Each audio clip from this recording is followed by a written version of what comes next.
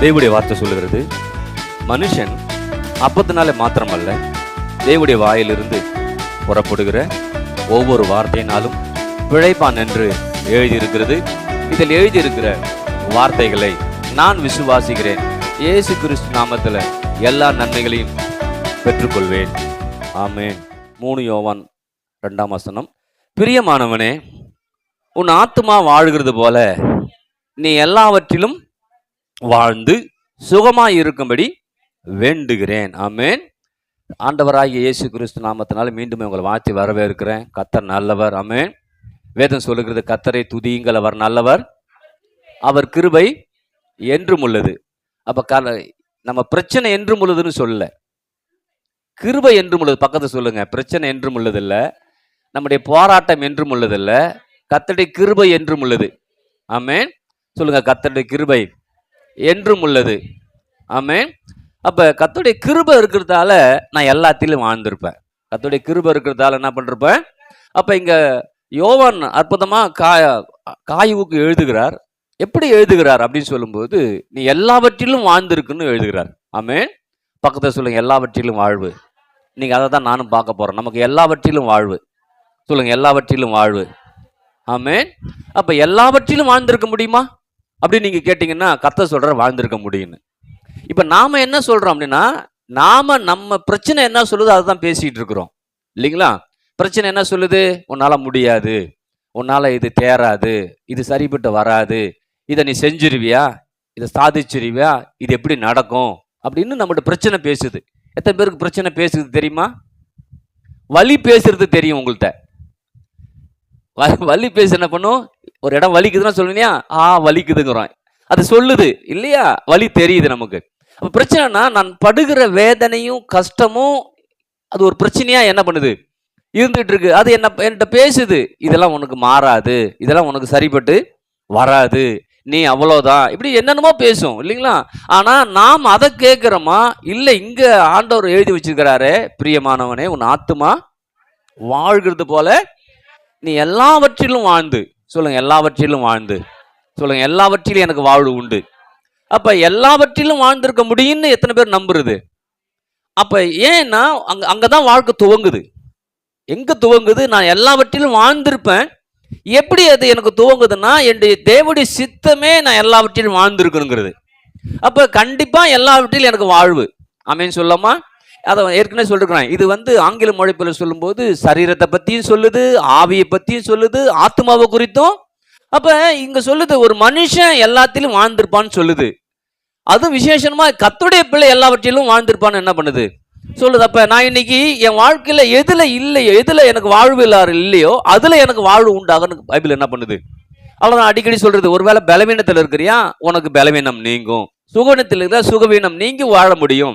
ஒருவேளை பணம் இல்லாம இருக்கிறியா, ஏன்னா எல்லாவற்றிலும் வாழ்வு. எதுல? எல்லாவற்றிலும் வாழ்வு. சொல்லுங்க, எல்லாவற்றிலும் வாழ்வு. அப்ப எல்லாவற்றிலும் வாழ்ந்திருக்க முடியும் பைபிள் சொல்றதால, பைபிள் சொல்றதை தான் நான் ஏத்துக்கிறேன் தவிர எல்லாவற்றிலும் எல்லாம் வாழ முடியாதுங்கிறத நான் ஏத்துக்கல. ஆனா உலகம் கத்துக் கொடுக்குது எனக்கு, இதெல்லாம் வாழ முடியாது, அவன் வாழலாம், இவன் வாழலாம், இப்படி வாழலாம், அப்படி வாழலாம், ஆனா ஒன்னால வாழ.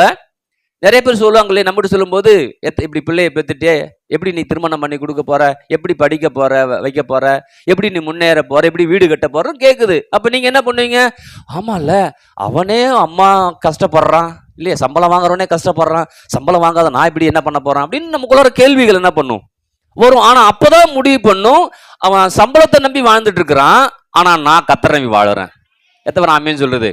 அப்ப நான் எல்லாத்திலும் கர்த்தரை பயன்படுத்துறேன்னா, கர்த்தர் நாமத்து மகிமை சேர்க்க முடியா யோசிக்கிறேன்னா, அப்ப எல்லாத்திலும் வாழ்ந்திருக்கேன். சொல்லுங்க, எல்லாவற்றிலும் வாழ்வு. சொல்லுங்க, எல்லாவற்றிலும் எனக்கு வாழ்வு. இயேசுவின் நாமத்துல எல்லாவற்றிலும் வாழ்ந்திருப்பேன். ஆமென். அப்ப எல்லாவற்றிலும் வாழ்ந்திருப்பேன்னு நான் யோசிக்கிற எல்லாவற்றிலும் கர்த்தர் வாழ வைப்பார். ஆமென் சொல்லாமா? சொல்லுங்க, எல்லாவற்றிலும் வாழ்வு. சொல்லுங்க, எல்லாவற்றிலும் வாழ்வு. இயேசுவின் நாமத்துல நான் எல்லாவற்றிலும் வாழ்ந்திருப்பேன். இன்னொரு வேத பகுதி எடுப்போம். 2 கொரிந்தியர் 9:8 வாசிப்போம். இதை பார்த்திருக்கோம், திரும்பி பார்ப்போம். மேலும் நீங்கள் எல்லாவற்றிலும் எப்பொழுதும், அங்க சொல்லுது எல்லாவற்றிலும் வாழ்ந்து சுகமாயிருக்குன்னு சொல்லுது. இங்க சொல்லும் போது பாரு சொல்லுது, எப்படி சொல்லுதுன்னா, நீங்க எல்லாவற்றிலும் எப்பொழுதும். சொல்லுங்க, எல்லாவற்றிலும் எப்பொழுதும். ஆமென். ஏன்னா நான் சில வேலைகளை நம்ம ஒரு நேரம், அதாவது இப்போ சம்பளம் வாங்குறோன்னு வச்சிங்களேன், சம்பளம் வாங்குற மொதல் வாரம் சூப்பராக இருக்கும், அப்புறம் 3 வாரம் கஷ்டமாயிடும் இல்லைங்களா?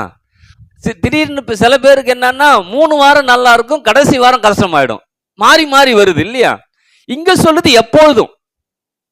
சத்தத்தை காணுமே. சம்பளம் வாங்கினாலும் எனக்கு ஆசீர்வாதம் தான், சம்பளமே வாங்கலனாலும் நான் ஆசீர்வாதம் தான். எத்தனை ஆமேன்னு சொல்லுது. அப்ப நான் எல்லாவற்றிலும் எதுல வாழ போறேன்? என் மனது எண்ணத்துல தேவனை குறித்த அறிகிற அறிவுல நான் வாழ போறேன். தேவனை குறித்த எண்ணம் எப்படி எனக்குள்ளார வருகிறதோ அதுல நான் வாழ போறேன். ஆமேன் சொல்லாமா? சொல்ற எல்லாவற்றிலும் எனக்கு வாழ்வு, எப்பொழுதும் வாழ்வு. ஆமேன். அப்ப நான் சம்பளத்தின் அடிப்படையில் இல்ல, இந்த வருமானத்தின் அடிப்படையில் இல்ல, என்னுடைய வாழ்வு தேவனிலும் தேவனுடைய வார்த்தையிலும் என்ன பண்ணுது எனக்கு இருக்குது. எத்தனை பேர் ஆமேன் சொல்லுது? சொல்லுங்க, எல்லாவற்றிலும் வாழ்வு, எப்பொழுதும் வாழ்வு. ஆமேன். ஆனா இங்க சொல்லும் போது எப்போதும் வாழ்வு எப்படி சொல்லுது பாருங்களேன். மேலும் நீங்கள் எல்லாவற்றிலும் எப்போதும் சம்பூர்ணமுடையவளாயும். எப்படி? அப்ப யோசிச்சு பாருங்க, இங்க எல்லாவற்றிலும் வாழணும்னா ஏதோ போன மாசம் வாழ்ந்துட்டேன், அப்பா ஒரு மாசம் எப்படி போச்சுன்னு தெரியல, எப்படியோ முடிச்சுட்டு வந்துட்டேன்னு நினைக்கிறேன். புது மாதம் வந்துருச்சு இல்லைங்களா? புது மாதம் வந்துருச்சுங்க. இதுல எப்படி எல்லாவற்றிலும் எப்போதும் வாழ போறோம்? 1ஆம் தேதியிலேருந்து 30ஆம் தேதி வரைக்கும் இப்படி வாழ போறோம், 1ஆம் தேதியிலிருந்து 27ஆம் தேதி வரைக்கும் வாழ போறோம் அப்படின்னு இருக்கு இல்லையா? அப்ப இங்க சொல்லுது எப்போதும் சம்பூர்ணமுடையவர்களாய். சொல்லுங்க, சம்பூர்ணமுடையவர்களாய். அப்ப இன்னைக்கு நம்ம பார்க்கறது என்னன்னா, எல்லாவற்றிலும் எப்போதும் சம்பூர்ணம். எத்தனை ஆமேன்னு சொல்லுது? எப்படி என்னால வாழ முடியும்? திரும்ப திரும்ப சொல்றேன், எப்படி வாழ முடியும் நீங்க யோசிச்சீங்கன்னா வாழ முடியாது. என்னை வாழ வைக்கிற ஒரு தேவன் இருக்கிறார். அதான் போன வாரம் திங்கக்கிழமையிலேருந்து வெள்ளிக்கிழமை வரைக்கும் கிருபையை குறித்து சொன்னோம். கிருபையை குறித்து, ஏன்னா நம்ம ரட்சிக்கப்பட்டோம். எல்லாருமே எப்படி ரட்சிக்கப்பட்டோம்? கிருபையினாலே விசுவாசத்தை கொண்டு ரட்சிக்கப்பட்டீர்கள் இல்லையா? அப்ப அது சொல்றாரு, இது இது எதுவுமே ஒன்ன சார்ந்தது இல்லப்பா, எல்லாம் தேவனுடைய ஈவு. எது? கிருபையும் நமக்கு ஈவு தான், விசுவாசமும் நமக்கு, எல்லாமே ஈவா கொடுக்கிறார் ஆண்டவர். சொல்லுங்க, ஈவா கொடுக்கிறார். அப்ப கிருபையினால விசுவாசம் ரட்சிக்கப்பட்டுட்டேன், இன்னைக்கு தேவனுடைய பிள்ளை ஆயிட்டேன். தேவனுடைய பிள்ளையானதால அந்த கிருபையும் விசுவாசத்தை நான் விரும்பும் போது, அதை நம்பும் போது, அதுல வாழும் போதெல்லாம் அதை என்ன வாழ வைக்கும். அதான் சொல்லி கொடுத்தேன். நீ நீர்ப்பாய்ச்சன தோட்டத்தை போலவும் வற்றாத நீரூற்றை போலவும் இருப்பாய் அப்படின்னு சொல்லி ஒரு வசனத்தை சொன்னேன் அந்த திங்கக்கிழமையில சொல்லும்போது. அப்ப நீங்க யோசிச்சு பாருங்க, எப்படி அது என்னால எப்படி வாழ முடியும்? எப்போதும் சம்பூர்ணமா எப்படி இருக்க முடியும்? எப்போது ஆசீர்வாதமா எப்படி இருக்க முடியும் அப்படின்னு சொன்னா, தேவன் சொல்லி இருக்கிறாருங்க. அந்த வார்த்தை நான் அப்படியே என்ன பண்றேன்? அப்ப கிருபை எனக்குள்ளார வேலை செய்யணும்னா தேவனையும் தேவனுடைய வார்த்தையை அப்படியே நம்பணும். அப்படின்னு சொல்லலாமா? ஏன்னா முதல்ல நம்ம வாழ்க்கை எப்படி துவக்கி இருக்கிறோம்? நம்பிக்கையில தான் துவக்கி இருக்கிறோம் இல்லையா? இயேசுவை எப்படி நம்ம ஏற்றுக்கொண்டோம் ஆண்டவர் ரட்சகரா? முதல்ல இயேசு பத்தி நம்ம சொன்னாங்க, சொன்னவொடனே அதை நம்ப ஆரம்பிச்சோம் இல்லைங்களா? ஏன்னா நம்முடைய கஷ்டங்கள் பிரச்சனை பார்த்தோம். இன்னைக்கு சில கஷ்டம் இருக்குது, இது எப்படிதான் போகும்?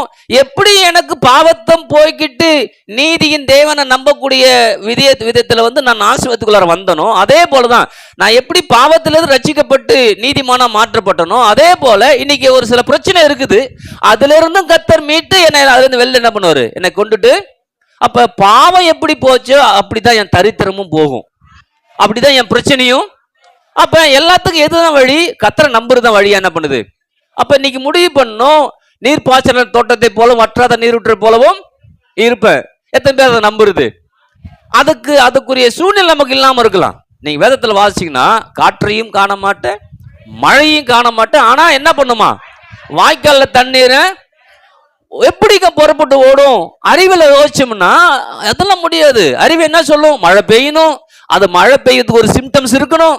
ஆமா தானே? போன வாரத்தில் பார்த்தோன்னா மழை பெய்யுது, வெயில் அடிச்சுட்டே இருக்கு, மழையும் பெஞ்சிட்டே இருக்குது. நான் நினைச்சேன், சரி மழை வெயில் அடிக்குது, லேசா தான் மழை பெய்யும் நினைச்சுன்னா போடுன்னு போடுது இல்லைங்களா? அப்ப எப்படி அது நடக்குது? அது கர்த்தருடைய கிருபை. எத்தனை பேருக்கு புரியுது? ஹல்லேலூயா. அப்ப இன்னைக்கு சொன்னோம், நான் நீர் பாய்ச்சற தோட்டத்தை போல இருப்பேன். எப்படி இருப்பேன்னு கேள்வி வந்துச்சுன்னா, அது என்ன சார்ந்தது இல்லப்பா, அது அவரை சார்ந்தது. அவரை நான் நம்புறேன், அதனால எனக்கு அது உண்டு. ஆமென். இது ரொம்ப கிளார். ஏன்னா நமக்கு எப்பயுமே நம்ம அறிவு நிறைய வேலை செஞ்சுட்டே இருக்கும். புரியுதா சொல்றது? அதுவும் கொஞ்சம் படிச்சுட்டு வச்சுங்களேன், ஆனா நமக்கு கொஞ்சம் அறிவு இருக்கிறதால நம்ம என்ன பண்ணிடுறோம். இப்ப நானே அப்படி சொல்ல அறிவு இருக்கும், 1000 ரூபாய் தான் இருக்குது, அதை என்ன பண்றது, இதை என்ன பண்றது, அதை என்ன பண்றதுன்னு சோறு உடனே 1000 ரூபாய் பார்த்த உடனே நமக்கு சில உங்களுக்கு சந்தோஷம் வருதான் தெரியல, எனக்கு சந்தோஷம் வரும். ஆனா இதை வச்சு எப்படி செய்ய போறோம் அப்படின்னு சோறு வந்துடும். அப்புறம் யோசிச்சு பார்ப்பேன், இந்த 1000 ரூபாயும் கர்த்தர் தான் கொடுத்தாரு, மீதியும் அவர் தான். எத்தனை பேர் ஆமென் சொல்லுது? இப்படிதான் என் வண்டி ஓடிக்கிட்டு இருக்கு. புரியுதுங்களா? அப்ப இன்னைக்கு முடிவு பண்ணணும், நான் எல்லாவற்றிலும் எப்போதும் சம்பூர்ணம் பைபிள் சொல்லுது. அங்க சொல்லுது நீ நீர் பாய்ச்சல் தோட்டத்தை போல இருப்பன்னு சொல்லுது. ஆனா நம்புறேன், ஏன் தோட்டம் வறட்சியா இருக்குது. வீட்டுலாம் எப்படி இருக்குது? நீங்க வீட்டை போய் உங்க தோட்டத்தை பாருங்க, எப்படி இருக்குது வறட்சி. ஆனா கர்த்தர் சொல்ற நீர் பாய்ச்சல் தோட்டத்தை போல இருப்பன்னு சொல்லி. இப்ப நமக்கு தெரியணும், மழை பெஞ்சு தண்ணி வந்து எப்படி தோட்டங்கள் செழிப்பா இருக்குதோ அதே போல என் உள்ள இன்னைக்கு செழிப்பா இருக்கணும். ஆமென் சொல்லுது. ஏன்? நான் கர்த்தருடைய வார்த்தையை நம்புறேன். அதை நம்புறதால எல்லாவற்றிலும் எனக்கு செழிப்பு, எல்லாவற்றையும் எனக்கு சம்பூர்ணம், எப்பொழுதும் சம்பூர்ணம், எப்பொழுதும். ஏன்னா நான் என்னை சார்ந்து இல்ல, முழுக்க முழுக்க தேவனி தேவடைய வார்த்தை சார்ந்து என்ன பண்றேன். அதுல இன்னும் சொல்றார், நீ நீர்ப்பாய்ச்சல் தோட்டத்தை போலும் வற்றாத ஏரி மாதிரி இருப்ப அப்படின்னு சொல்லிட்டு இருந்தா பரவாயில்ல. ஏன்னா ஏரி என்ன பண்றோம், வற்றிடும் இல்லையா பை. சரி, நம்ம வீராணா ஏரியை பார்க்குறோம், மழை நாள்ல பார்த்தா அப்படியே முழுக்க வெறும் தண்ணீரா இருக்கும். இப்ப போய் பாருங்க, எப்படா தண்ணி வரும்னு அது வெயிட் பண்ணிட்டு இருக்குது ஏரி இல்லையா. இப்ப நாமளும் என்ன பண்றோம், அந்த சம்பளம் வர அன்னைக்கு எப்படி இருக்குது, அப்படியே எல்லாம் பசுமையா தெரியுது. அந்த சம்பளம் முடிஞ்ச உடனே எப்படி ஆயிடுது, எல்லாம் வறட்சியா தெரியுது இல்லைங்களா. அப்ப எப்படி நான் எனக்கு எல்லாவற்றிலும் எப்போதும் சம்பூர்ணமா இருக்க போறேன். இங்க சொல்றது நீர் பாய்ச்ச தோற்றத்தை போல வற்றாத. அப்ப அதான் ஆண்டவர் சொல்றாரு பாருங்க, நீர் ஊற்று. ஏன்னா அந்த ஊற்றை யாரும் அடைக்கவே. இப்ப இங்க வர வீராண ஏரிக்கு வர தண்ணியே மடை சாத்தி வேற இடத்துக்கு நடத்த. ஆனா ஊற்றை யாரும் அடைக்க, அது ஊறிக்கிட்டே என்ன பண்ணும். அப்ப இன்னைக்கு முடிவு பண்ணும், அந்த ஊற்றின் ஆதாரம் அல்ல, அந்த ஊற்றை உண்டாக்கின தேவன் எனக்கு ஆதாரம். அவரை நம்புறதால, அவரை விசுவாசிக்கிறதால அந்த ஊற்றை யாரும் அடைக்க. எத்தனை ஆமென் சொல்லுது. சில வேளை நானும் இந்த மாதிரி இந்த ஸ்பீக்கர்லாம் சொல்ல வேணான்னு விட்டுருவேன். சில நேரம் ஆண்டவர் சொல்லும் பாரு, இந்த பாட்டி வைத்தியம், அந்த எப்படி சொல்றது, அத பாட்டி வந்து மூலிகை வைத்தியம் கற்றுக் கொடுப்பாங்க தெரியுமா. இது எதுலேருந்து வந்துச்சு அப்படின்னு கேட்டா சொன்னா பலிக்காதரான்னு சொல்லுவாங்க இல்லை. எங்க ஆனா பாட்டி போய் அதை எடுத்து இது வெறும் இலையதான் எடுத்துட்டு வரும், அதை எடுத்து இதை எடுத்து கொடுத்துரும். நம்ம அதை அமாவாசை வாயில போட்டு முங்கிடுவோம் இல்லைங்களா. ஆனா கேட்டோம்னா அது சொல்லும், இது சொன்னா பலிக்காதுன்னு சொல்லாம. இப்ப அது சொன்னா பலிக்காதுன்னு சொல்லியே பலிக்காம போயிடுச்சு, அது இல்லாம போயிடுச்சு. எங்க பாட்டி இல்ல, அது பலிக்காமோ. அப்ப நாம தவறான ஒரு அப்ரோச்ல போயிட்டோம். அந்த பாட்டி சொல்லி இருந்தேன்னா நானும் இன்னைக்கு அதை கத்துருப்பேன், நானும் மத்தவங்க சொல்லி இருந்திருப்பேன். அது சொல்லிடுச்சு, சொன்னா பலிக்காதுன்னு அது மட்டும் செஞ்சு கொடுத்து நான் சாப்பிட்டுட்டேன். இப்ப எனக்கு ஏதோ ஒரு பிரச்சனைனா நான் ஐயோ பாட்டி சொல்லாம. ஆனா பாட்டி என்ன நினைச்சு சொன்னா பலிக்காதுன்னு. நான் சொல்றேன் பைபிள் சொன்னாதான் பலிக்கும்னு. இப்ப அவதான் சில பேர் சொல்றது, இது இந்த வந்திருக்கு இல்லையா ஸ்பீக்கர், சொன்னா பலிக்காது அப்படி நான் விட்டுட்டேன்னா உங்களுக்கு பலிக்காம போயிடும். இதை சொன்னாலும் உங்களுக்குள்ளார விசுவாசம் வரும், ஒரு நம்பிக்கை வரும், எதிர்பார்ப்பு வரும், கர்த்தர்ட்ட கேட்க முடியும், கர்த்தர்ட்ட பெற்றுக்கொள்ள முடியும். யாரா இருந்தாலும் கர்த்தர் உனக்கு என்ன பண்ணுவார். எத்தனை ஆமென் சொல்லுது. நேற்று அந்த பையன் பேசிட்டு இருக்கும்போது சொன்னான், அந்த தூத்துக்குடியில் ஊழியம் பண்ணிட்டு இருக்கிற பையன், அக்கா நான் இந்த மாதிரி எங்க சபைக்கு ஒரு சென்னையிலேருந்து ஒரு ஃபேமிலி வந்தாங்க அக்கா, வந்து அட்டன் பண்ணாங்க, சபையை அட்டன் பண்ணாங்க. சரி வாங்கன்னு அட்டன் பண்ணிட்டு போனோம். அவங்க ஏதோ ஒரு விஷயத்துக்கு வந்திருக்காங்க, வந்து அட்டன் பண்ணாங்க, அவ்வளோதான். எங்கள் சபையை பிடிச்சிச்சு. பிடிச்ச பிறகு அவங்க மட்டும் போனாங்க, எப்பா உனக்கு ஏதாவது ஒரு தேவைகள் இருந்தால் சொல்லுப்பா அப்படின்னு. இவர் ஜெபம் பண்ணிட்டு இருந்தாப்பலையா, இது மாதிரி டியூஷன் வைக்கணும், பிள்ளைகளுக்கு டியூஷன் வைக்கணும், பிள்ளைகளுக்கு டியூஷன் பாடம் அதாவது பிள்ளைகள் படிக்கிறது டியூஷன் சொல்லி கொடுக்கணும் அப்படின்னு சொல்லி இவர் ஜெபம் பண்ணிட்டு இருந்தாலாம். அதில் ஒரு அங்கே சபைக்கு ஒரு பொண்ணு வந்துட்டு இருந்துதான், அவங்க சித்தப்பா பொண்ணு ஒன்று, ரட்சிக்கப்படாத பொண்ணு. அது என்ன பண்ணுச்சா, நான் சபைக்கு போயினா நான் ரட்சிக்கப்பட்ட பிறகு நான் டியூஷன் தான் என்ன பண்ணுவேன் நடத்தும். அது ஜெபம் பண்ணிட்டு வந்திருக்குது. இப்ப இவரும் ஜெபம் பண்ணிட்டு இருக்கா டியூஷன் வைக்கணும்னு. இப்ப அதுவும் ஜெபம் பண்ணிட்டு இருக்க டியூஷன் வைக்கணும். இந்த டியூஷன்ல எங்க இருந்து வருது, எங்க டியூஷனை பார்த்து, எங்க டியூஷனை பார்த்து பிள்ளைகள் வளர்த்து பாக்குறாங்களே. அப்ப அவரு முடிவு பண்ண, அப்ப டியூஷன் வளரணும், டியூஷன் வச்சா பிள்ளைகள் என்ன பண்ணுவாங்க. அப்ப அவருக்கு முடிவு பண்ண நம்ம டியூஷன் வைக்கணும், இவர் ஜெபம் பண்ண ஆரம்பிச்சாரு. அதே போல ரட்சிக்கப்படாத ஒரு பெண்ணு வருது சபைக்கு, ரட்சிக்கப்பட்டுருச்சு. பட்ட பிறகு அது சொல்லுது நான் டியூஷன் வைக்கிறேன்னு. நீங்க நான் டியூஷன் நடத்துறேன் சார், நடத்துறேன் பிரதர், நீங்க வைங்கன்னு சொல்லிடுச்சு. இப்ப டியூஷன் வச்சுட்டாரு. டியூஷனுக்கு பணம் யாரு கொடுக்கறது, அந்த அம்மாவை கொண்டு வந்து உட்கார வச்சுட்டாரு. அந்த அம்மா ஜெபம் பண்ணி இருக்குது, யாராவது டியூஷன் வச்சா அவங்களுக்கு நம்ம சப்போர்ட் பண்ணுவோன்னு. யோசிச்சு பாருங்க, யோசிக்க முடியாது. இவரு ஜெபம் பண்றாரு ஒரு பக்கம், அந்த வரக்கூடிய டியூஷன் நடத்தக்கூடிய பாப்பா ஒரு பக்கம் ஜெபம் பண்ணுது. இதை செயல்படுத்துவதற்கு வேணும்ல, இல்லைங்களா? இப்ப அதுக்கு ஒரு ஆளை அனுப்புறாரு. யோசிச்சு பாருங்க, அனுப்பும் போது அதை சொல்ற அப்படி சொல்றாரு, 3000 அவங்க அனுப்புறாங்க அண்ணன் டியூஷனுக்குன்னு, 2500 அந்த பாப்பாவுக்கு நான் கொடுக்குறேன், 500 சில்ட்ரன் சர்வீஸுக்கு பிஸ்கட் வாங்கிடுறேன். நீங்க யோசிச்சு பாருங்க, அந்த பையன் மட்டும் தான் அவங்க அக்கா ரசிக்கப்பட்டாங்க, அவ்வளவுதான். அந்த பையன் மட்டும் தான் ரசிக்கப்பட்டு வந்து பைபிள் காலேஜ் படிச்ச பையன் தனிமையா நின்று ஊழியத்தை என்ன பண்றாங்க செய்யற. ஹல்லேலூயா. அது சொல்லும் போது சொன்னா, நீங்க டியூஷன் வச்சு அக்கா அவங்க சொல்லி கொடுத்தாங்க சிஸ்டர் அவங்களுக்கு, எப்பா எல்லாரும் எதிர்ப்பு வரும், நீ வைக்காத வரைக்கும் வைன்னு சொல்லுவாங்க, வச்ச பிறகு எதிர்ப்பு என்ன பண்ணும் வரும், நீ அதெல்லாம் பார்க்காத, நீ என்ன பண்ணு வச்சு நடத்து. இப்ப நடத்திட்டு இருக்காப்புல சொல்றாப்புல, நேத்து சொல்லும்போது 2 டியூஷன் வந்துருச்சு. அதன் பிறகு அது வரைக்கும் டியூஷனே நடக்கல யாரும். அது சொன்னாப்புல, இப்ப நீங்க கத்துக் கொடுத்தோன்னு எனக்கு கத்துக்கிட்டேங்க, எவ்வளவு எதிர்ப்பு வந்தாலும் நான் செஞ்சுக்கிட்டே இருப்பேன், நான் எதிர்ப்பு பத்தி இப்ப யோசிக்கிறது இல்லவே. எத்தனை பேருக்கு புரியுது? அப்ப இன்னைக்கு முடிவு பண்ணும், நான் ஊற்ற பாக்குறேன். எத்தனை பேர் ஊற்ற பாக்குறது? ஆமே. அப்ப அதாவது நீர்ப்பாய்ச்சி தோற்றத்தை போலவும் அப்ப இந்த ஊற்று வற்றவே. அப்ப கர்த்தர் ஒரு சோர்ஸை ஏற்படுத்தி கொடுத்துட்டாருன்னா அது வற்றவே. சொல்லுங்க, வற்றவே வற்றாது. வற்றாத நீரூற்றை போல கர்த்தர் வாழ வைப்பார். ஆமே. அப்ப இப்ப எனக்கு புரியணும், உங்களுக்கு புரியணும், எப்பொழுதும் சம்பூர்ணமுடையவர்களா.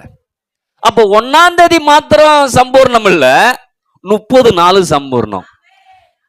மாசத்துல நாள் மட்டும் சம்பூர்ணம் அல்ல, 365 நாளும் சம்பூர்ணம். சத்தத்தை காணும். வருஷத்துக்கு எத்தனை நாள்?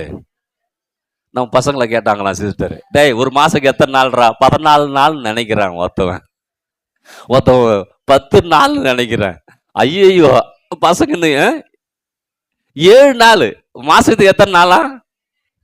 அவனை போட்டோம்னா எப்படி இருக்கும் பாருங்க. அப்ப என்ன கத்து கொடுக்கல, இப்ப நம்ம கத்துக்கிறோம். 365 நாளும் எல்லாவற்றிலும் எப்போதும் சம்பூர்ணம். ஹல்லேலூயா. எத்தனை ஆமென் சொல்லுது? அப்ப இங்க சொல்றாரு, பிரியமானவனே உன் ஆத்மா வாழ்கிறது போல. அப்ப எல்லாத்திலும் வாழணும். முதல்ல எது வாழணும்? ஆத்மா வாழணும்.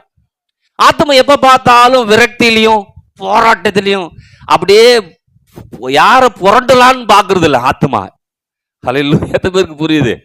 நான் சில நேரம்லாம் யாராவது புரண்டலாம் தான் தோணும், ஆனா ஆண்டவரே எனக்கு சம்பூர்ணமான ஆசீர்வாதம் என்ன பண்ணும். ஏன்னா நம்முடைய சூழ்நிலைக்கு நமக்கு ஏன்னா பிசாசு நமக்கு தெரியும், நமக்கு ஒரு பிரச்சனையை கொடுத்து நம்மளை வேற திசை திருப்பிட்டான்னா அதை நான் அனுபவிக்க முடியாது, அவனுக்கு நல்லா தெரியும். அதனால நானும் என்ன பண்றது, அவனுக்கு தெரியுது எனக்கு தெரியணும். முதல்ல எனக்கு பிரச்சனை கொடுத்துட்டா என் பிரச்சனைக்கு அதாவது வரக்கூடிய ஆசீர்வாதம் தடுத்து நமக்கு தெரியுது இல்லையா, நான் முடிவு பண்ணுவேன், நீ பிரச்சனை கொடுத்துக்கிட்டே இரு, நான் உன் பிரச்சனை பத்தி யோசிக்கிறது இல்ல, நான் வேற ஒண்ணு யோசிச்சுட்டு என்ன பண்ணுவேன். நீங்க எப்படின்னு தெரியல. ஏன்னா நம்மளை டைவர்ட் பண்ணி கொண்டுட்டு போவான். என்ன பண்ணுவான்? டைவர்ட் பண்ணி கொண்டு போயிடுவான். நமக்கே தெரியாமல் நம்மளை வச்சே வேலை முடிச்சிருவான். அப்புறமா தான் நமக்கு தெரியும், ஐயோ இதை பேசாம இருந்தோம்னா, இதை சொல்லாம இருந்தோம்னா அப்படின்றான். ஆனா பிசாசு நம்ம சொல்ல வச்சிருவான். ஆனா இன்னைக்கு ஒண்ணு சொல்லணும், ஆண்டவரே நான் வற்றாத நீரூற்றை போல இருப்பேன் பைபிள் சொல்லுது, அதை நான் அப்படியே நம்புறேன். அது எப்படி நடக்கும் நான் யோசிக்கவே மாட்டேன். ஏன் யோசிக்க மாட்டேன்னா, அது உங்க வேலை, கிருபை. அது கிருபை எடுத்துட்டு நான் செய்ய முடியாது. என் வேலை என்ன? விசுவாசிக்கிறது தான் என் வேலை, அதை நம்புறது தான் என் வேலை. அப்ப கிருபையினால விசுவாசித்து ரட்சிக்கப்பட்டீர்கள், இது உங்களால் உண்டானதல்ல, இது தேவனுடைய ஈவுன்னு சொல்லும் போது ஆமேன்னு சொன்னோம். இன்னைக்கு முடிவு பண்ணோம், சம்பூர்ணமா வாழறதும் என்னால் அல்ல, அவரால. ஆமே. எத்தனை ஆமேன்னு சொல்லுது? அப்ப நான் சம்பூர்ணம் வாழ முடியுமா? முடியும். எப்போதும். உண்மையிலே போன மாதம் பயங்கர கடுமையாயிடுச்சு. இந்த ஏசி டப்புன்னு போயிடுச்சு. அதை ஏன்டா கழட்டுன்னு ஆகி போச்சு. 1000 சோத்தம் சொல்லிருப்பேன். என்ன மாதிரி அந்த நாள் ஜபிச்ச ஆள் யாரும் இருந்திருக்க முடியும். என் வாழ்நாளில் அந்த போன மாதம் ஜபிச்ச மாதிரி நான் ஜபிச்சுட்டே இல்லை இது வரைக்கும். விசுவாசம் அதிகம் சொன்னதே இல்லை. சும்மா சத்தம் கேட்க, அந்த சத்தம் கேட்குதுன்னு அதை கழட்ட, அது கிடைக்காம அந்த மோட்டர் கிடைக்காம அதை அலைஞ்சி மோட்டர் வாங்கறதுல போதும் ஆச்சு. சாதாரணமா செலவாவதை விட டபுள் மடங்கு செலவாகி போச்சு. இதை நான் நினைச்சேன், இதை அப்படியே வச்சுட்டு ஒரு புதிய ஏசி வாங்கி போட்டுடலாமா, இதை தொட்டு தான் கதை அப்படிங்கிறலாம் ஆகிப்போச்சு. செலவு ஆகிட்டே இருக்குது. இது ஒன்றும் வேளான மாதிரி தெரியல. அப்போதான் இதெல்லாம் தியானிக்க ஆரம்பிச்சேன். அப்போ செம கடுப்பாயிடுச்சு. எனக்கே என்ன வெறுப்பாகி போச்சு. அந்த சத்தம் கேட்குதுன்னு ஏன்டா கழட்டுனன்னு தெரியலடா அப்படின்னு. ஏன்னா எதுவுமே எதிர்பார்த்த மாதிரி நடக்கல. எப்போதும் எனக்கு பிரச்சனையே வராது. அவ்வளோ அவ்வளோ அவ்வளோ இழுபறி வராது. கரெக்டாக 1ஆம் தேதி வந்துச்சு. 1ஆம் தேதி ஆனால் என்ன பண்ணோம், 8000 வாடகை போட்டாங்கண்ணா. என்னப்பா போட்டுடலாம், எழுதி கொடுத்துடலாமா, கொடுத்துடலாம், இருந்தால் தானே கொடுக்குறது. அப்போ நானும் விடல. அப்போ தான் அந்த இதெல்லாம் எடுத்தது. நான் கொடுக்கிறவனா இருக்கிறபடியினால் என் தேவன் கொடுக்கிற மனிதர்கள் என்னோடு என்ன பண்ணுவாரு, எனக்கு உதவி செய்ய அனுப்புவாரு. எத்தனை முறை சொல்லிருப்பேன் தெரியுமா, நான் கொடுக்குருவேன். ஆனால் நான் வாங்கினா போதுன்னு இருந்துச்சு. ஆனால் கொடுக்குறவன்னு போட்டு தாக்குன்னு. உண்மையாக சொல்கிறேன். 10ஆம் தேதி வந்துடுச்சு. 10ஆம் தேதி நம்ம அக்ரிமெண்ட் எழுதும்போது 10ஆம் தேதிக்குள்ளார கொடுத்துடணும்னு எழுதியிருக்கிறோம். எனக்கு 10ஆம் தேதி அன்னைக்கு ப்ரேயருக்கு வரேன். எனக்கு சொரன்னு ஆகுது. சரி நாளைக்கு கொடுத்துக்கலாமா, இன்னைக்கு கொடுத்துக்கலாமா, நாளைக்கு கொடுத்துக்கலாமா. இல்லை 10ஆம் தேதி செக்கை கொடுத்தே ஆகணும். காசு யார் போடுவா? உண்மையை சொல்கிறேன். கொடுத்துட்டு சத்தமோட எப்பயும் போன மாதம் கொடுக்கும்போதெல்லாம் இந்த தேதியில் நான் போட்டுடுறேன் எடுத்துக்கன்னு சொல்லுவேன். இந்த தேதியில் எப்போ போடுறதுன்னு எனக்கும் தெரியல. செக்கை மட்டும் கொடுத்துட்டு வந்துட்டேன். மனைவி கேட்டாங்க, என்னப்பா செக்கை கொடுத்துட்டியா? அவங்க சொன்னாங்க, நாளைக்கு கொடுத்துக்கலாமே. இல்லைப்பா 10ஆம் தேதி கொடுக்குறேன்னு சொல்லிட்டோம், என் உள்ளம் உறுத்துது, நான் கொடுத்தே தீர்வுன்னு சொல்லி அன்றைக்கி மழை வேற, ஆராதனை முடிச்சுட்டு போய் வந்து அவர்கிட்ட கொடுத்துட்டு போயிட்டேன். ஆனால் ஸ்தோத்திரம் மேலே ஸ்தோத்திரம் பண்ணேன். ஏன்னா டக்குன்னு போய் எடுத்துருவாங்க. அந்த ஓனர் இருக்கிறார்ல, அவர்கிட்ட கொடுத்தோம்னா 10 நாள் 5 நாள் கழிச்சு தான் போய் எடுப்பார். அவர் காசை எடுக்க மாட்டார். எனக்கு மெசேஜ் வரும் எடுத்துட்டாங்கன்னா. இவர் போட்ட அடுத்த நாள் காலையிலே போய் எடுத்துருவார். இன்னைக்கு கொடுத்தோன்னா நாளைக்கு காலையிலே போய் 10 மணிக்கு டான்னு எடுத்துருவார். போராட்டம்னா அப்போதான் யோசித்தேன், சகலவித கிருபையும் பெருக செய்ய தேவன் வல்லவராக இருக்கிறார். என்கிட்ட என்ன இருக்குன்னு இல்லை, என்னோடு இருக்கிற தேவன் எப்படிப்பட்டவர். ஹல்லேலூயா. அப்போ தான் விசுவாச்சேன். இப்போவும் நான் சில இடர்கள் எனக்கு இருக்குது, அதை நான் நம்புறதே. இன்றைக்கும் தேவைகள் இருக்குதுங்க, அதை நம்புறதே இல்லை. எதை நம்புகிறேன்? எப்போதும் எல்லாவற்றிலும் சம்பூர்ணம், எல்லாவற்றிலும் சம்பூர்ணம். இதை நான் பிடிச்சிக்கிட்டேன். எத்தனை பேர் ஆமேன்னு சொல்லுது? இது உங்களுக்கு தான் கற்றுக் கொடுக்குறேன். ஏன் கற்றுக் கொடுக்குறேன்? நம்ம இப்படியே வாழ்றத விரும்பி சில நேரம் பார்த்தோன்னா சில நேரம் பிள்ளைகள் சொல்கிற பேச்சு கேட்காத என்ன பண்ணுவோம், வா சாப்பிடுவா தின்னு போ அப்படின்லாம் இருந்துருவோம்ல. ஆனால் நான் இப்போ அப்படி இருக்கிறதே இல்லை. என் பிள்ளைகளை கேளுங்களேன், பயங்கரமாக போய் திட்டுவேன். என் பிள்ளைய உடனே பயங்கரமாக பேசுவேன். போட்டு தாளிச்சுட்டு அப்புறம் கூப்பிட்டுங்க வா என்னடா வேணும்பா. ஏன்னா எனக்கு தெரிஞ்சிச்சு, என் பிள்ளைய எப்படி மாற்றணும்னு எனக்கு தெரியும், என்னை எப்படி நான் மாற்றிக்கணும்னு எனக்கு தெரியும். எத்தனை பேருக்கு புரியுது? ஏன்னா சம்பூர்ணம் போயிடும், சமாதானம் போயிடுச்சுன்னா சம்பூர்ணம் வராது. எத்தனை பேருக்கு புரியுது? இயேசு சொல்றாரு, என்னுடைய சமாதானத்தை வைத்து விட்டு போகிறேன்னு இருக்கிறாரு. அப்போ நான் சம்பூர்ணமா இருக்குன்னா கண்டிப்பா நான் சமாதானமா என்ன பண்ணும் இருக்கணும். எத்தனை பேர் ஆமேன்னு சொல்லுது?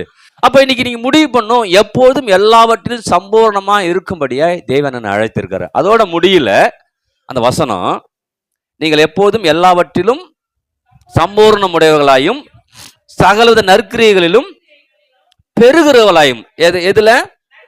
சகலவித நற்கிரியைகள், சும்மா கிடையாது, சகலவித நற்கிரியைகளிலும் பெருகிறவர்களாக இருக்கும்படியா. அப்ப யோசிச்சு பாருங்களேன், நான் எல்லாவற்றையும் எப்போதும் சம்பூர்ணமாக இருப்பேன், அதே சமயத்தில் எல்லா நற்கிரிகளும் நான் பெருகுவேன். அப்போ என்னட்டேந்து ஒரு காரியம் போய் எல்லா நன்மைகளையும் என்ன பண்ணும், செய்து கொண்டு என்ன பண்ணும். அப்போ ஏன் என்ன சம்பூர்ணமாக இருக்குன்னு கர்த்தர் விரும்புகிறாரு? ஏன் எப்போதும் சம்பூர்ணமாக இருக்குன்னு விரும்புகிறாருன்னா, என்னை கொண்டு சபைக்கும் என்னை கொண்டு ஊழியத்துக்கும் நற்கிரியை செய்யும்படியா என்னை சம்பூர்ணத்தில் ஆசீர்வதிக்கிறார். ஹல்லேலூயா. எத்தனை ஆமேன்னு சொல்லுது? நீங்கள் செவ்வாய்க்கிழமை வந்தீங்கன்னா தெரியும், ஊட்டியில் இடம் வாங்குவீங்க. செவ்வாய்க்கிழமை வந்தீங்கன்னா பிரசங்கத்தை கேட்டிங்கன்னா ஊட்டியில் போய் உடனே சொல்லுவீங்க, ஊட்டியில் ஒரு இடம் பாருப்பா வாங்கலான்னு. ஏன்னா நான் குறுகிய வட்டத்துக்குள்ளார இருந்துட்டேன், அதனால என் வாழ்க்கை குறுகிடுச்சு. ஆனா இன்னைக்கு முடிவு பண்றேன், என் என் மூலமாக எல்லாவற்றிலும் நற்கிரியை பெறும்படியாக. ஆமென். இப்ப திரும்பவும் சொல்றேன், இப்ப இங்கேருந்து நம்ம ஒரு இடத்துல வாங்குறோம்னு சொல்லும்போது அது நம்முடைய பயன்பாட்டுக்கு இல்ல, அது ஊழியத்துக்கின் பயன்பாட்டுக்குள்ளார கொண்டு வரும்படியா. எத்தனை பேர் ஆமென் சொல்லுது? அப்ப ஒரு பொருளை வாங்குறோம், ஒரு இடத்த வாங்குறோம், ஒரு நிலத்தை வாங்குறோம், எது வாங்கினாலும் அது எல்லா விதத்திலும் நற்கிரிகளை செய்யும்படியா அதை வாங்குறேன். எத்தனை பேர் ஆமென் சொல்லுது? அப்ப இங்கேருந்து ஊட்டியில இடம் வாங்கிடுறோம், வாங்கி அங்க இருக்க சபை ஒருத்தருக்கு என்ன பண்ணாத சத்தத்தை காணும் ஒன்றும், உங்களுக்கு நான் வாங்கி தரேன், அவங்களுக்கு நான் வாங்கி தரல. ஏன்னா நம்ம ஆளுலாம் அப்படி தான் இருக்கிறாங்க, சிதம்பரத்தில் அப்படி தான் இருக்கிறாங்க. உங்களுக்குன்னா சொல்லுங்க, அவங்களுக்கு ஏங்க நீங்க பிரயாசப்படுறீங்க? இல்லைங்க, அங்க இருக்கிற ஒரு ஊழியக்காரர் இருக்கிறாரு. அல்லேலூயா. அவர் வீடு இல்லாமல் இருக்கலாம், ஆமென், அவருக்கு வசதி இல்லாமல் இருக்கலாம். அப்ப நான் இன்னைக்கு ஏன் எல்லாவற்றையும் எப்போதும் சம்பூர்ணமா இருக்குன்னு விரும்புறாரு ஆண்டவர்? எல்லா நற்கிரியைகளுக்கும் நான் தகுதி உள்ளவனா கர்த்தர் என்ன பண்றாரு? எத்தனை ஆமென் சொல்லுது? அப்ப 365 நாளும் சம்பூர்ணம், 365 நாள் நற்கிரியை. பத்தத்தை காணும். பீரோல பூட்டி வச்சுட்டு இதை எடுக்காத அப்படின்னு இல்ல, எடுத்து நற்கிரிகளுக்குள்ள என்ன பண்ணுவேன்? பீரோ இருக்குதா? உங்க பீரோ சாவி நீங்களே வச்சுங்க, எனக்கு வேணாம். உடனே பீரோ சாவி கேட்டுருவாரோ அப்படிங்கிற மாதிரி இருக்குது. இல்ல, ஏன்னா நம்ம சம்பூர்ணம் எதற்காக, எல்லாவற்றிலும் எதுக்கு ஆசீர்வாதத்தை கொடுக்குறாருன்னா, என் மூலமாக ஒரு நற்கிரியைகளை செய்யும்படியாக கொடுக்குறார். அல்லேலூயா. இப்ப பிரதருக்கு ஏன் கொடுத்தாரு? ஒரு நற்கிரியை போகணும். இதை பார்க்கும்போது ஜனங்களுக்கு ஒன்று தெரியணும் பாஸ்டர், உங்களை பார்த்து நான் கொடுக்கல, உங்களை நான் எத்தனை முறை பார்த்துருக்கிறேன், உங்க ஊழியத்தை பத்தி எனக்கு என்ன தெரியும், உங்கள்கிட்ட என்ன பேசியிருக்கிறேன், உங்களுடைய பழக்க வழக்கம் என்ன, எதுவுமே கிடையாது. ஆனா நான் ஒருத்தரோட பேசிக்கிட்டு இருக்கிறேன், நான் ஆண்டவரோட ஜெபம் பண்ணிட்டு இருக்கிறேன், ஆண்டோட பேசிக்கிறேன், ஆண்டவர் கொடுக்க சொல்ற, அதான் என்ன பண்றேன். அப்ப நான் ஒரு மனுஷனை பிரியப்படுறதுக்காக கொடுக்கல, அப்படி நான் கொடுக்கவும் மாட்டேன். எத்தனை பேருக்கு புரியுது? அப்ப யோசிச்சு பாருங்க, ஏன் முடிவு பண்ணும், இப்ப என்னை கொண்டு கர்த்தர் என்ன நற்கிரியை செய்ய போறாரு, அதுக்கு என்ன சம்பூர்ணமா மாத்துறாரு. எத்தனை பேர் சந்தோஷம்? ஐயோ, அதுக்குன்னா என்ன சம்பூர்ணமே வேணாங்கன்னு சொல்றீங்களான்னு தெரியல. ஏன்னா நம்மகிட்டேருந்து எந்த அளவுக்கு வெளியில ஆண்டவருக்காக ஊழியத்துக்காக போகுதோ அப்போ சம்பூர்ணமா இருந்துகிட்டே. எத்தனை பேர் ஆமென் சொல்லுது? ஏன்னா அங்க சொல்லும்போது அந்த எல்லாரும் சொல்றது இல்லையா, அங்க சொல்லும்போது எது சொல்றாருன்னா, கட்டாயமாயும் அல்ல, விசனமாயும் இல்லை, அந்த அந்த விதைக்கிறத பத்தி முன்னாடியும் பின்னாடியும் சொல்றாரு, நடுவுல தான் எது சொல்றாரு. அப்ப எதுக்காக சொல்றாரு? நான் சம்பூர்ணமா இருக்குன்னா விதைக்கணும், நான் நற்கிரியை பெறணும்னா நான் கொடுத்துக்கிட்டு என்ன பண்ணும்? சத்தத்தை காண ஒண்ணும். இன்னைக்கு முடிவு பண்ணும், பிரியமானவனே, உன் ஆத்துமா வாழ்கிறது போல நீ எல்லாவற்றிலும் எப்போதும் வாழ்ந்திருப்பேன்னு சொல்லுது. நீங்க சொல்லணும், எப்போதும் எல்லாவற்றிலும் வாழ்ந்திருப்பேன். எப்படி வாழ்ந்திருப்பேன்னா, என் மூலமாக கர்த்தர் நற்கிரியைகளை துவக்க போகிறார். ஆமென். இன்னைக்கு நம்முடைய சபைக்கு வாடகை கட்ட முடியல, நான் மற்ற சபைகளுக்கு கொடுக்கும்படியா, வாடகை கட்டும்படியா, மற்ற சபைகளுக்கு உதவி செய்யும்படியா கர்த்தர் நமக்கு உதவி செய்ய போதுமானவராய். எத்தவர் ஆமென் சொல்லுது? இப்ப நீங்க முடிவு பண்ணும், பிரதர் நான் முடிவு பண்றேன், இந்த ஒரு சபைக்காக நான் என்ன பண்றேன், எழும்புறேன், இதை நான் செய்ய போறேன் அப்படின்னு சொன்னீங்கன்னா எல்லாவற்றையும் எப்போதும் உங்களுக்கு சம்பூர்ணம். ஹல்லேலூயா. எத்தவர் ஆமென் சொல்றது? அவர் சொன்னார் பாருங்க, நான் இத்தனை வருஷமா, கிட்டத்தட்ட 20-21 வருஷமா நான் ரட்சிக்கப்பட்டிருக்கிறேன், இது வரைக்கும் நான் ஏதாவது ஒன்று செஞ்சுக்கிட்டு தான் இருக்கிறேன், செய்ய கதை நான் ஆசிர்வதிக்கிறார தவிர நான் ஒரு நாள் கூட வெறுமையா இருந்ததே இல்லை. எத்தனை பேர் ஆமென் சொல்லுது? அப்ப நீங்க முடிவு பண்ணிக்கணும், நான் கர்த்தருக்காக விதைக்கிறேனா, நான் கொடுக்குறேனா, அது கண்டிப்பா என்னை சம்பூர்ணத்தை நிறுத்தும். அது நிறுத்தும் போது கூட நான் என்ன பண்ணுவேன்? நற்கிரிகளை செய்து கொண்டே சொல்லுங்க, நல்ல காரியங்களை கர்த்தர் என் மூலமாக, என் சபையின் மூலமாக கர்த்தர் செய்ய விரும்புகிறார். அதற்காக எல்லாவற்றிலும் எப்போதும் சம்பூர்ணமாய் கர்த்தர் என்னை மாற்ற போதுமானவராய் இருக்கிறார். ஆமென் சொல்லுமா? அப்ப நீங்க முடிவு பண்ணும், கட்டாயமா இல்லை, व्यसனத்தில் இல்லை, நான் கர்த்தருடைய கிருபையை நம்புறேன், நான் ஒரு சபையை நான் யோசிக்கிறேன். நீங்க ஒரு சபையை யோசிக்கணும், கர்த்தாவே எனக்கு ஒரு எண்ணத்தை கொடுங்க. அதெல்லாம் நான், ஏன்னா இன்னைக்கு சபைங்கும்போது ஏன் சொல்ல வரேன்னா, சபையில தான் கர்த்தர் ஆசீர்வாதத்தை வச்சுக்கிறார். அது கடைசி நாட்கள் இதெல்லாம் ஆசீர்வாதம் வச்சுக்கிறாரு, சபையில தான் வச்சுக்கிறாரு. அப்ப இங்க சபையில இருக்கிற நாம மற்ற சபைகளுக்கு ஆசீர்வாதம் இருந்துட்டோம்னா நம்ம சபை மிகப்பெரிய ஆசீர்வாதம் என்ன பண்ணும்? ஹல்லேலூயா. உங்களுக்கு வற்றாத நீரூற்றா இருக்க முடியுமா? இருக்க முடியும். ஏன்னா இந்த ஊற்று எங்க போகுது?